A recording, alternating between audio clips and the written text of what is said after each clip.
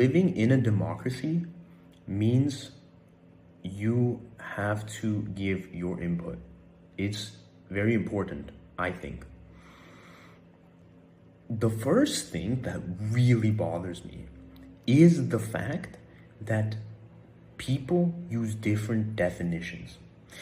Sometimes two people are arguing, and if you take a step back, you can see that they have totally two different understandings of the same word, and their arguing is very useless. In politics and society, there are a few such words that really people use freely, and it begins to be a little bit confusing. Some of those words include A, socialism, B, liberalism, C, libertarian, D, anarchism, E, communism. These 5 words I want to clarify in this video and see what kind of thoughts you have, what kind of thoughts people have. The first of these words is socialism. See, if you sat me down with one of these people like Ben Shapiro, Jordan Peterson, Charlie Kirk, you know, these kind of people, these right-leaning conservatives, tend to be religious, and you asked us to talk or debate about socialism, the first thing I would ask is, hey Ben, what is socialism for you? To which my guess is they would most likely respond, oh, socialism is a central authoritative state. It causes a lot of bad things. Millions of people starve. It's oppressive. It's authoritarian, etc., etc. I very much agree.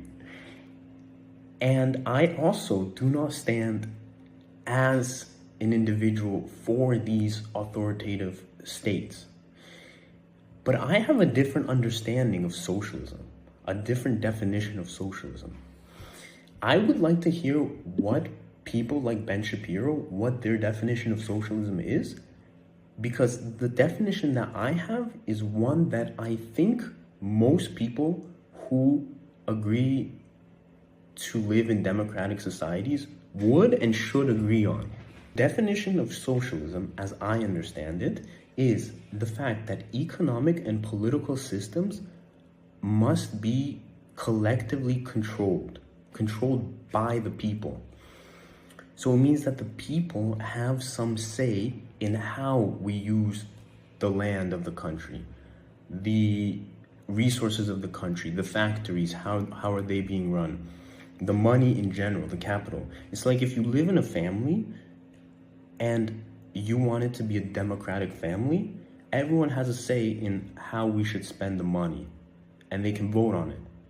But if that's not the case, then it's not a democracy.